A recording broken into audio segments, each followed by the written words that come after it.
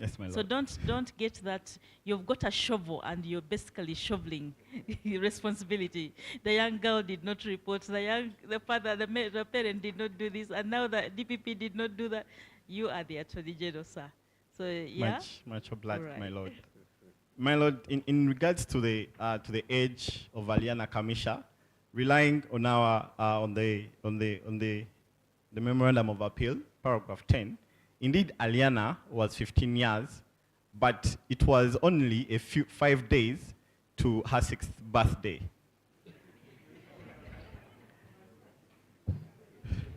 Aliana Kamisha, we don't understand at what exact age was Aliana got pregnant by Robert Kerry. We do, my lords.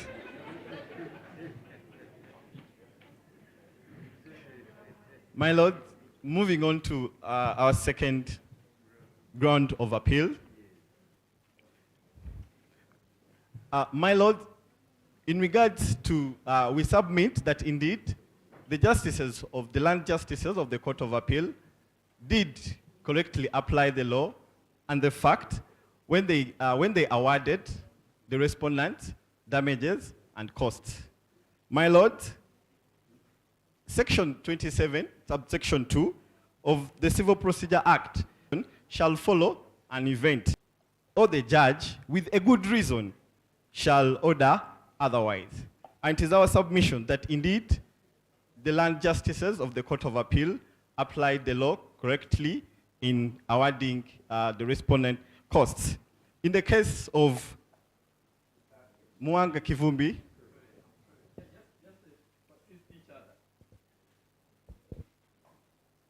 when you are arguing an appeal and you are supporting a decision of the court, take a little step and say, the Court of Appeal did not err.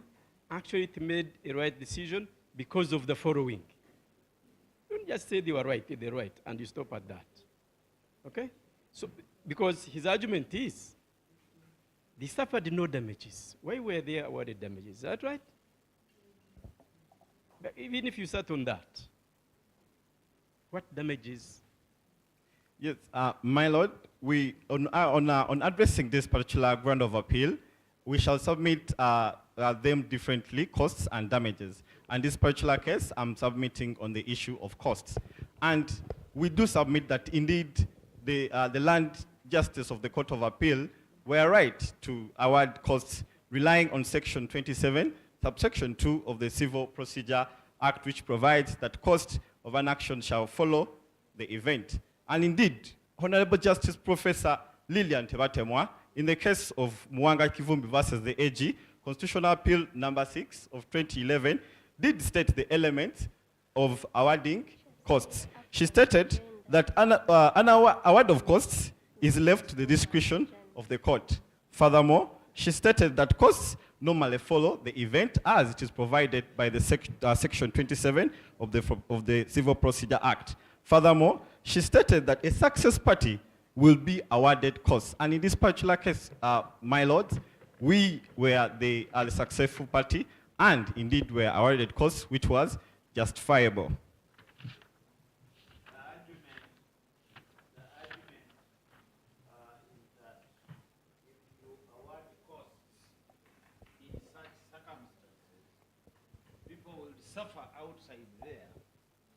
People will suffer outside there without going to court for fear that should they lose.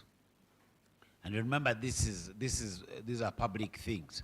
The results normally benefit hundreds and thousands of people.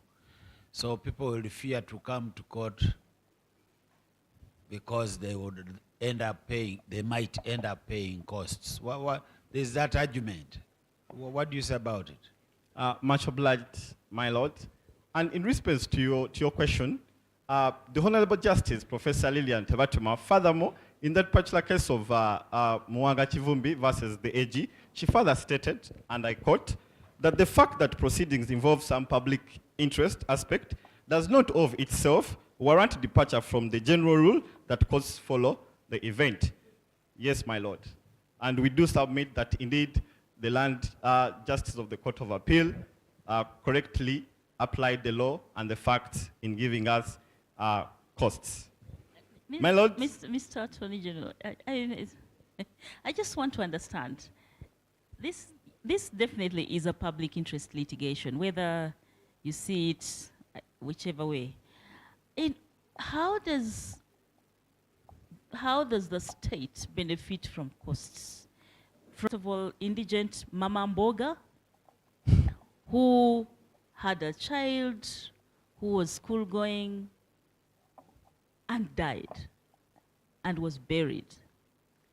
Lost a child, lost other children to educate, well, lost the education of the other children. How does that benefit the state? Don't you think there are times you should agree that sometimes the court might have erred to award costs? I don't know. What do you think?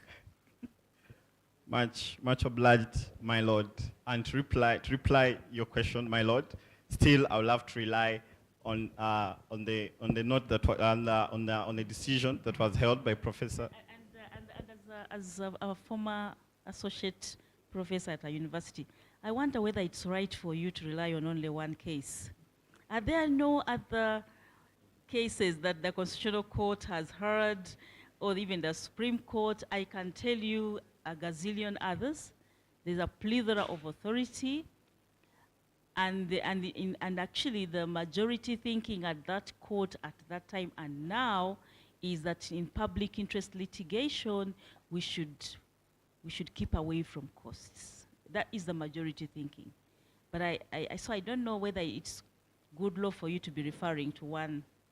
I think minimum should be 3, and they should have the same.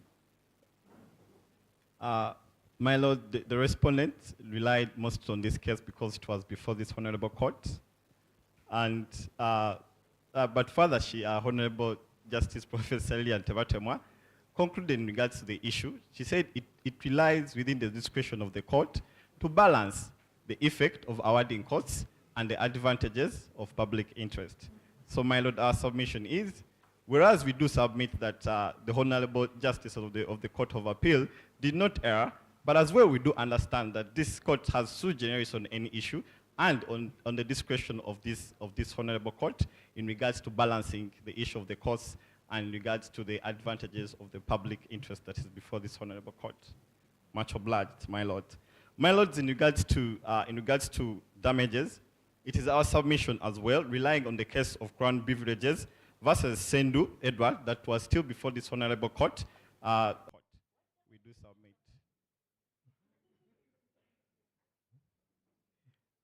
My Lords, it's not stated explicit in the facts.